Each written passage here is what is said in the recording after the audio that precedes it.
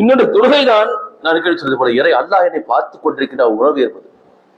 சரிங்க, நம்ம ஃபஜ்ர்ல மகரிபு இஷால என்ன செய்வோம், சத்தம் ஓதுவாங்க.